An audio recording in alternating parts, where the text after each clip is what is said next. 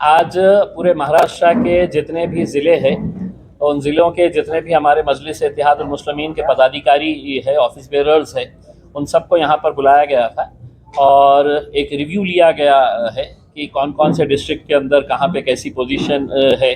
आने वाले विधानसभा इलेक्शन को देखते हुए कहाँ कहाँ पर मजलिस इलेक्शन लड़ सकती है, कौन कैंडिडेट हो सकते हैं, इन बातों के ऊपर चर्चा की गई है। बहुत पॉजिटिव रहा है और जो लोगों का एंथुजियाज़म, जो लोगों का जोश है, वो यकीनन जोश बरकरार है। लोगों के अंदर इस बात को लेकर नाराज़गी है कि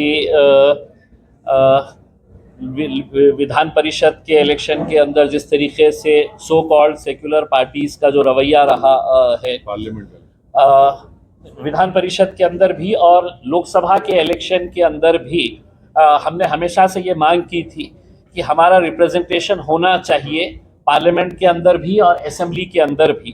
तो अगर आपको टिकट ही नहीं दिया जा रहा है तो आप सोचिएगा कि आपका इस्तेमाल सिर्फ है तो वोट बैंक के तहत किया जा रहा है, आप वोट देते रहो और वही चीज़ बाज़ाब्ता अच्छी तरह से जानते हुए कि लोकसभा के अंदर ये जो secular party, so called secular parties को जो वोट मिला है, उसके अंदर मुसलमानों का, दलितों का कितना बड़ा कंट्रीब्यूशन रहा है।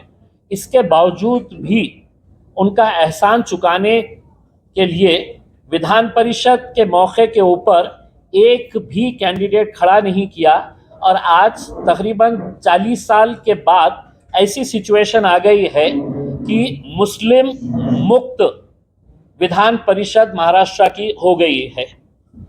तो ऐसे हालात के अंदर मजलिस पूरे महाराष्ट्र का रिव्यू ली है। बैरिस्टर असदुद्दीन अवैसी साहब आए हैं, हमारे हैदराबाद के एमएलए बलाला साहब आए हैं और सभी डिस्ट्रिक्ट के जितने भी ऑफिस बेरर्स हैं उनके साथ चर्चा हुई है और बहुत जल्द इसके ताल्लुक से फैसले लिए जाएंगे।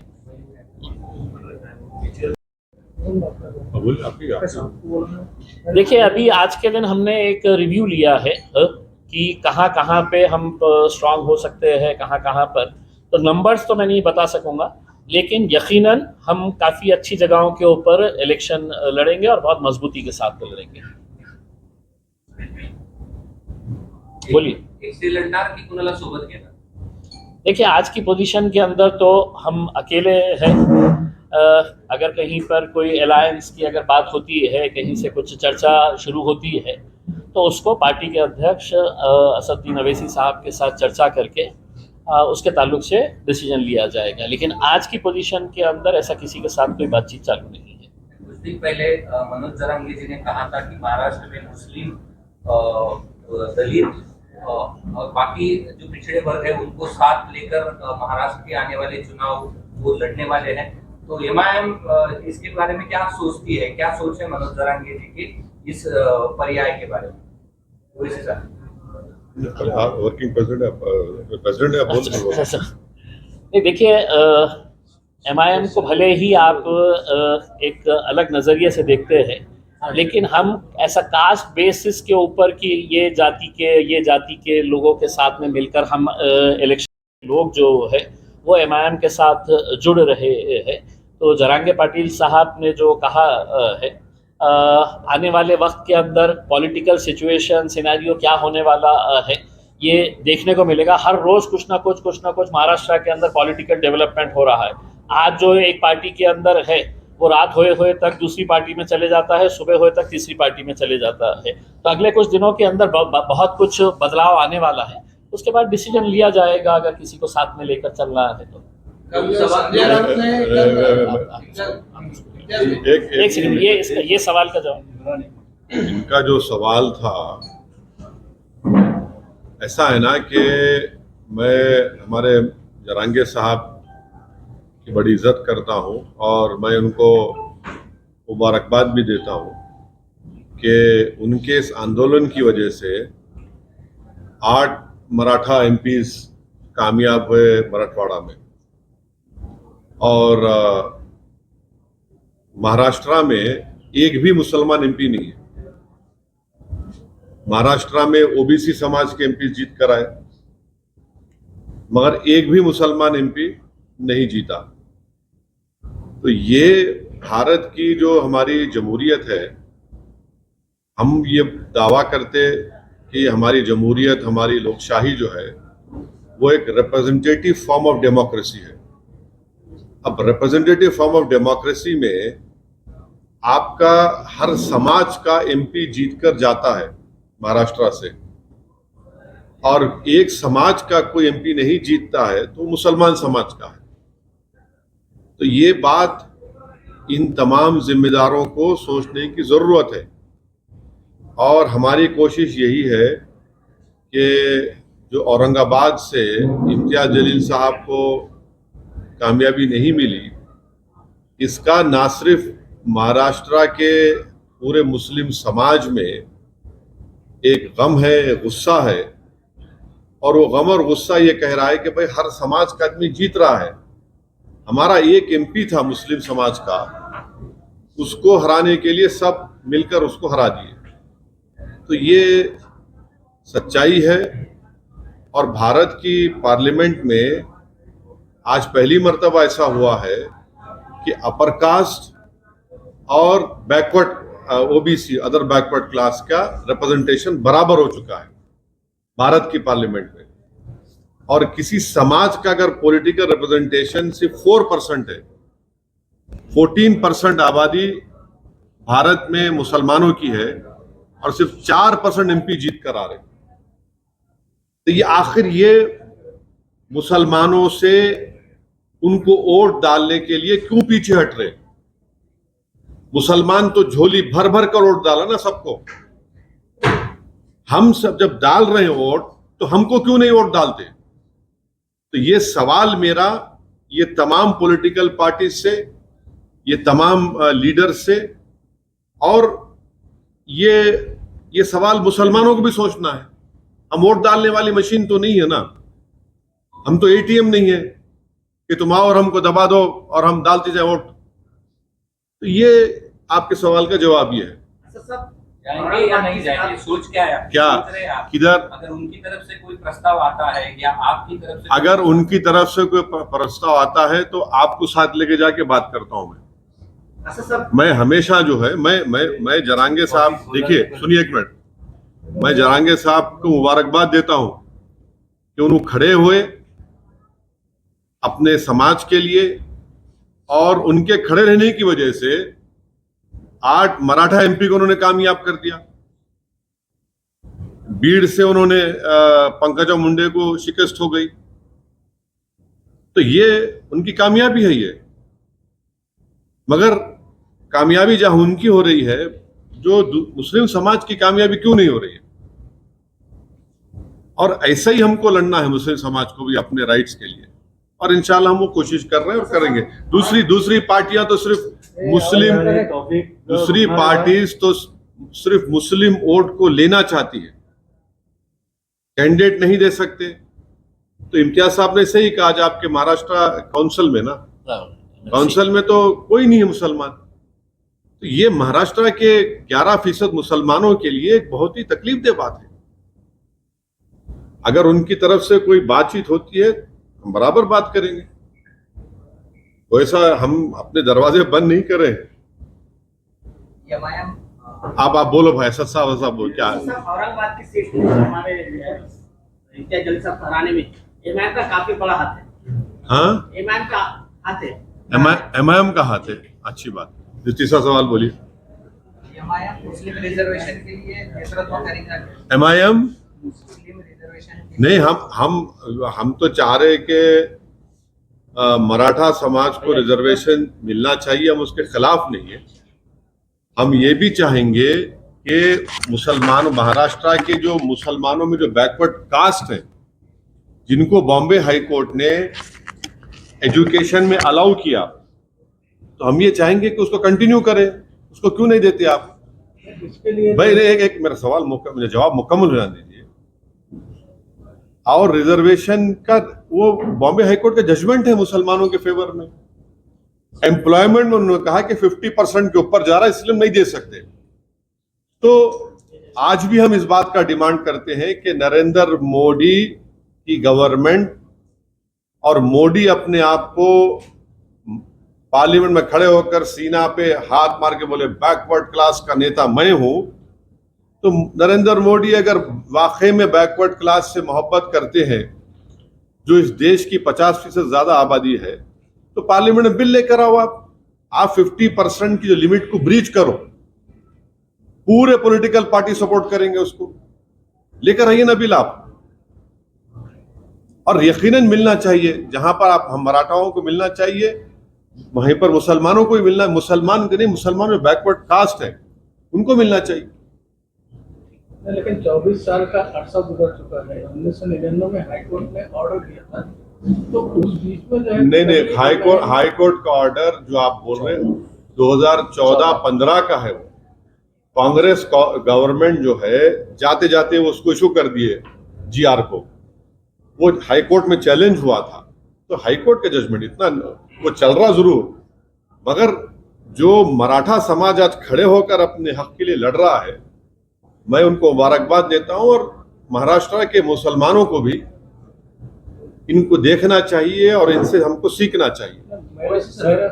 लोकसभा चुनाव में बहुत सारे मतदार संघ में मुस्लिम फिर से एक बार कांग्रेस के साथ खड़ा होता है नजर आए। आप विधानसभा आपकी पार्टी नहीं, मैं वही तो आपको कह रहा हूं कि हम हम वही तो कह रहा हूं कि हम वोट डालने वाले बन गए, सिर्फ वोट लेने वाले नहीं बन रहे हम। और इसी वजह से पॉलिटिकल पार्टीज जो है मुसलमान को ना टिकट देते। पूरे महाराष्ट्र में इंडिया अलायंस ने एक भी मुसलमान टिकट नहीं दिया।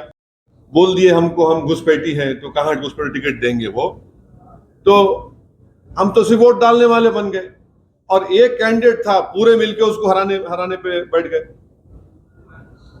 तो ये औरंगाबाद से जो वर्डिक्ट गया है, ये एमआईएम पार्टी नहीं जीती मत समझिए, बल्कि महाराष्ट्र का एक मुसलमान ये कह रहा है कि भाई तो हमारी आवाज थी इम्तियाज जलील हमारी एक पॉलिटिकल एक शख्सियत थी जिसको सब ने मिलकर हराया। आज इलेक्शन तो हो गया, मगर सब जगह से तकलीफ यही है कि भाई हमने आपको परभनी में वोट दिया, हमने आपको नांदेड़ में वोट दिया, हमने आपको धुलिया में वोट दिया, हमने आपको मुंबई में वोट दिया, थाने में दिया, आपको हर जगह दिया, मगर जब इम्तियाज जलील का नाम आ गया सबके सब सुन हो गए। तो ये एक मैसेज है ये।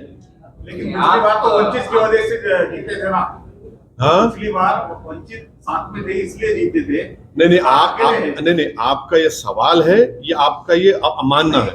नहीं, देखिए, अगर आप जर्नलिस्ट है तो अपने ऑब्जर्वेशन आप अपने तक रखिए, आप सवाल करिए मेरे से। ये आपका ऑब्जर्वेशन हो सकता है, मैं डिसएग्री करता हूँ उसको।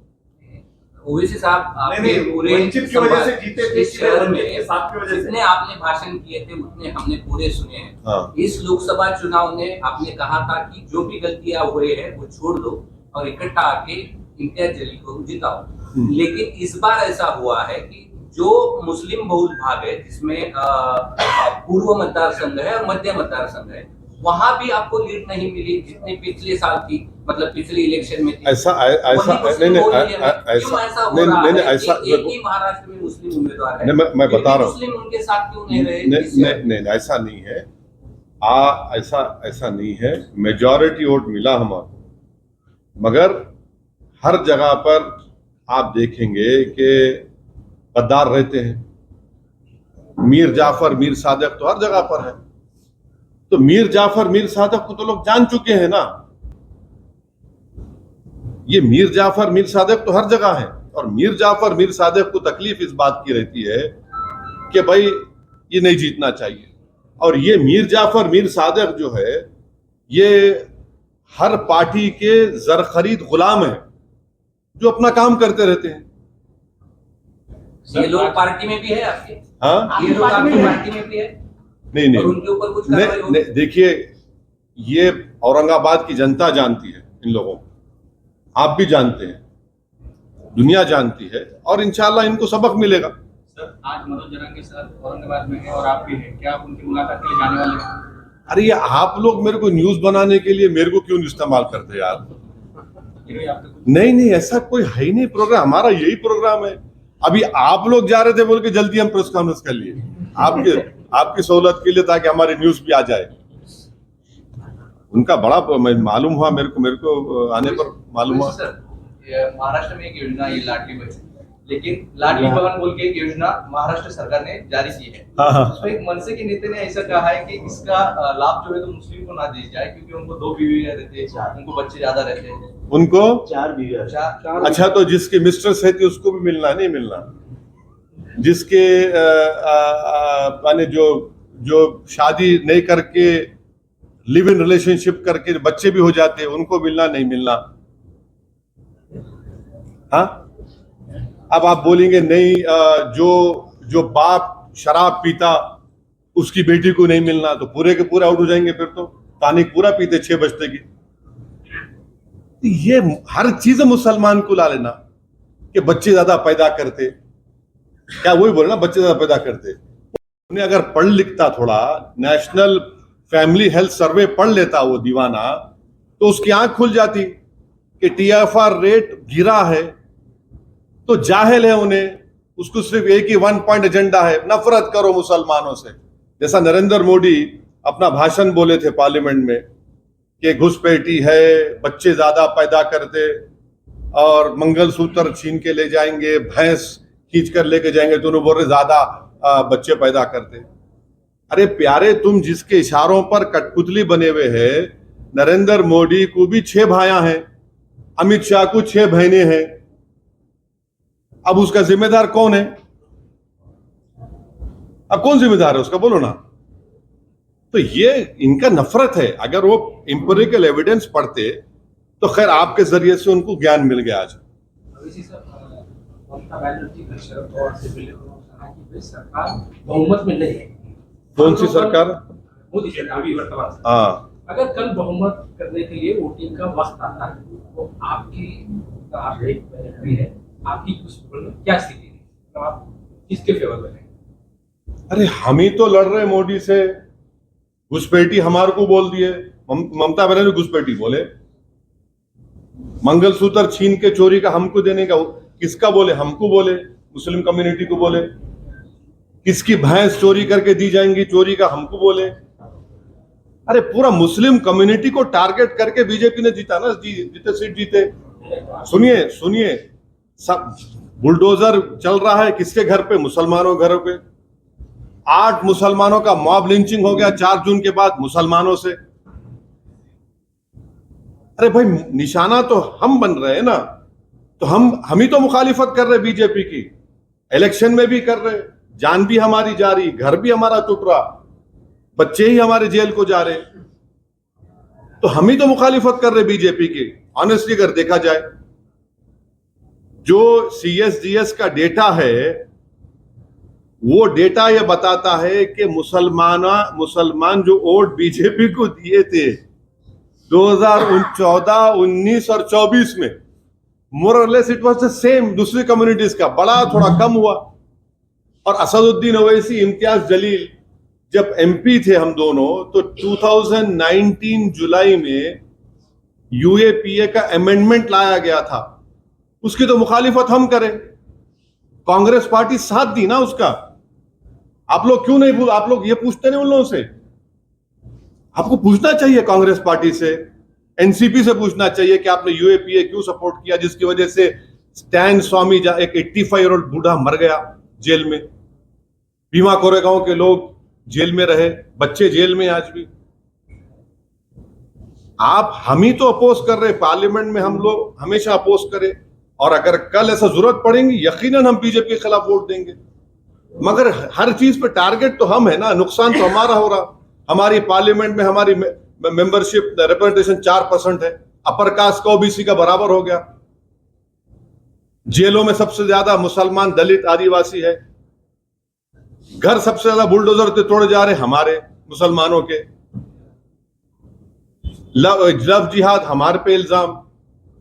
तो हर चीज का हम पे ही सवाल भी हमसे होता है। मर्रो मैं और मेरे को बोलेंगे तुम उनका साथ देंगे नहीं देंगे। अरे भाई, आपकी तो सवाल कम से कम हकायक को देखकर तो करो ना। नहीं, हाँ, मैं बोल दिया आपका। नहीं, मेरा आपको सवाल का जवाब दे दिया। अगर ये आप ये नहीं कि पूछते कि भाई आप इम्तियाज जलील क्यों आ रहा है, आप लोग इम्तियाज जलील क्यों आ रहा है, ये पूछना चाहिए लोगों को। एक MP था मुस्लिम, आप हराए उसको।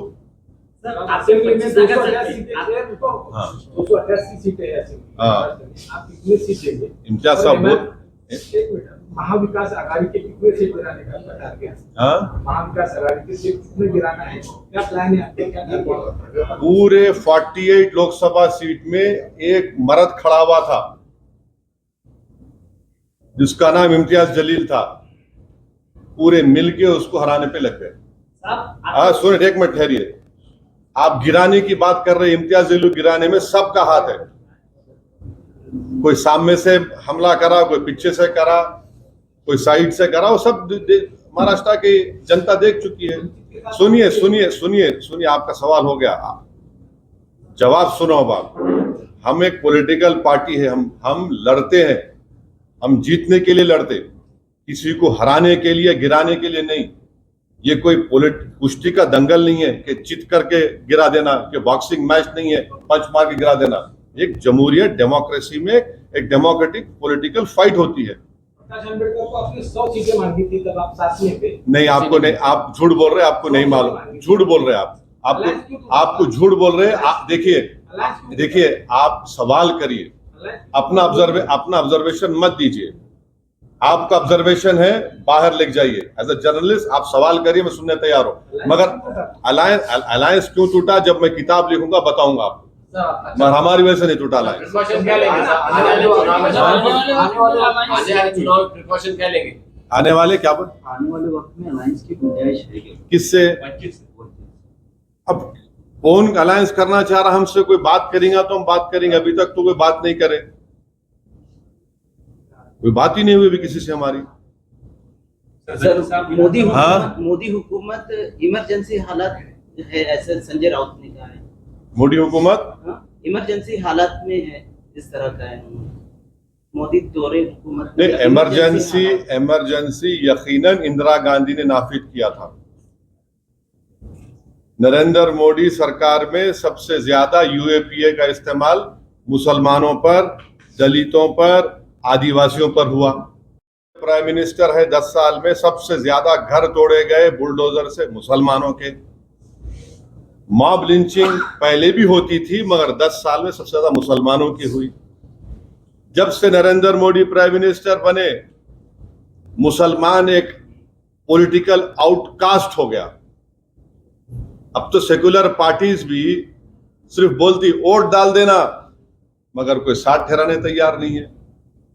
ये है रियलिटी भारत की पॉलिटिक्स। जलील साहब विधानसभा में जाएंगे या प्रेसिडेंट ही रहेंगे महाराष्ट्र? हाँ, जलील साहब इंशाअल्लाह ताला महाराष्ट्र की पॉलिटिक्स में बहुत बड़ा रोल प्ले करने वाले हैं फ्यूचर में। जलील साहब एक सवाल ये है कि इन फ्यूचर क्या प्लान है पार्टी का? अब ये बोल दिए ना अंकल, पूरा बोल दिए इनिशियल। अब sir Rahul Gandhi leader of opposition की हैसियत से अभी लोकसभा में बोल रहे हैं, सब लोग तारीफ कर रहे हैं, आप कैसा देखते हैं सर? 10 साल के बाद लीडर ऑफ ऑपोजिशन मिला है। हाँ, तो उनके पास स्ट्रेंथ है, उन्होंने 10% उनके पास आ गए, उन्होंने एलओपी बन गए। ये कल विधानसभा की सीढ़ियों पे संजय राउत ने चंद्रकांत पाटिल को कहा है कि अपने को फिर से एक बार साथ आना चाहिए, बीजेपी और शिवसेना। देखिए, मैं आपको जैसा बताया ना कि आने वाले कुछ दिनों के अंदर आपको बहुत सारे बदलाव नजर आएंगे उसमें। कौन कब कहाँ किसके पास जाने वाला है, कौन किसके साथ अलायंस करने वाला है। अच्छा, आप लोगों को प्रोग्राम में जाने का भी है, याद रखिए। मेरा प्रॉब्लम नहीं है। चुनाव के बाद आप पहली बार प्रेस ले रहे हैं, मतलब यहाँ पे, तो ये जो महायुति को जो फटका बैठा है अजित पवार साथ में जाने के लिए, हाँ, महायुति के साथ अजित पवार साथ में गए, इसीलिए महायुति की सीट लोकसभा में अच्छे खासे गिरे। तो आप कैसे देखते हैं ये महायुति सरकार को विधानसभा के अंदर से? देखिए, अब उसमें मैं कैसा बोलूं किसी और पार्टी के बारे में। मैं तो मेरा गम बयान कर रहा हूं, मैं तो मेरी तकलीफ आपको बयान कर रहा हूं। मैं तो बयान कर रहा हूं कि किस तरह से मेरे जो ख्वाब थे, मेरी जो उम्मीदें थी, उसको सब मिलकर तोड़ने की कोशिश करें। मैं कोई मेरा गम भी तो समझे, कोई मेरे ख्वाबों को भी तो कोई देखे, कोई मेरे वजूद को तो माने। अब मैं कब तक दूसरों के बारे में बात करूं? कब तक? 50 साल हो गया, 18 लोकसभा के इलेक्शन हो गए, मैं कब तक उनके ख्वाबों को पूरा करूंगा? मैं कब तक अपने आप को खत्म करके अपने उनके महलों को तामीर की इजाज़त दूंगा? मैं कब तक अपनी उम्मीदों को और अपने ख्वाहिशात को दबा दूंगा किसी और की खुशी के लिए? ये तो इंसाफ नहीं है ना, ये तो इंसाफ नहीं है। सर दिल्ली की पॉलिटिक्स क्या बोलती है, मोदी सरकार 5 साल चलेंगी या गिर जाएंगी? हाँ, 5 साल चलेंगे क्या? सरकार गिर जाएंगी? मोदी सरकार? दिल्ली की पॉलिटिक्स क्या कहेगी सर? एक बात सुनिए, ये जब से उन्होंने प्राइम मिनिस्टर बने 4 जून से, मैं आपको बोला कि इतने 10 से ज्यादा मुसलमानों का मॉब लिंचिंग हो गया। मध्य प्रदेश में, यूपी में कई जगह पर घरों को तोड़ दिया गया। बल्कि आप ही के बिरादरी के मीडिया के लोगों ने एक मॉब लिंचिंग को रिपोर्ट किया तो ये नया कानून के तहत उन पे केस बुक कर दिए। तो अब फ्यूचर में क्या होता है मेरे को नहीं मालूम, मैं तो कोई ज्योतिषी नहीं हूं। मैं अपनी हथेली को देखकर तो बोल नहीं सकता, ना मैं आसमान के तारों को देखकर बोल सकता। मैं जरूर ये बोल सकता हूं कि सबसे ज्यादा तकलीफ में अगर कोई आज है तो भारत के मुसलमान हैं। वो इस बात को समझ नहीं पा रहे हैं, और समझना भी चाहिए। वोट डालने वाले बन गए मगर उनको कोई जिताने वाले तैयार नहीं। पिछले 5 साल में गए होंगे। कौन से? अभी लोकसभा के हाँ गए ना। पिछले 5 साल आपके साथ कोई तो भी बैठा था। हाँ। अभी जब आप गए तो वहाँ पे याद आई? मैं यकीनन इम्तियाज जलील मेरे को बहुत याद आया।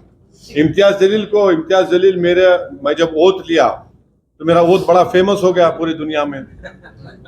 आप लोगों ने, आपका शुक्रिया बहुत बहुत, थैंक यू वेरी मच। नहीं सुने को ठहरो, इम्तियाज जलील मेरे को पैगाम भेजा है, असद भाई आप ओथ लिए और बहुत अच्छा लिए। तो मैं उनको मैसेज करा, यार इम्तियाज तुम्हारी कमी बड़ी महसूस हो रही है। यकीनन मेरे को कमी महसूस हो रही है। हम 2 थे भाई, मगर पूरों पे भारी थे हम लोग। मगर ठीक है, अल्लाह का जो फैसला है, मैं अकेला हूं तो लड़ेंगे, कोशिश करेंगे। मैं पहले भी 15 साल अकेले था और अपनी जितनी मुझसे कोशिश हो सकती है इंशाल्लाह मैं कोशिश करूंगा, अपनी बात को रखूंगा। मगर सवाल यह है कि नुकसान किसका हो रहा है, किस कम्युनिटी का नुकसान हो रहा है, किस समाज को आप पॉलिटिकल रिप्रेजेंटेशन उनका रोक रहे हैं। इतना बड़ा प्रदेश है ये, भारत का दूसरा बड़ा प्रदेश है, फाइनेंशियल कैपिटल पूरा देश का इस प्रदेश में है, और वहां से आपका एक मुसलमान एमपी नहीं है। कौन सा सेकुलरिज्म के तुम बाजे बजा रहे हैं? कौन सा मॉरल विक्ट्री ये लोग बोल रहे हैं? इनको तो आईने में अपना चेहरा देखकर बोलना चाहिए moral victory. What moral victory is this? ये मॉरल विक्ट्री नहीं है। This is a victory of Hindutva, this is a victory of majoritarianism. ये है सच्चाई। बस हो गया, बस चलिए अभी।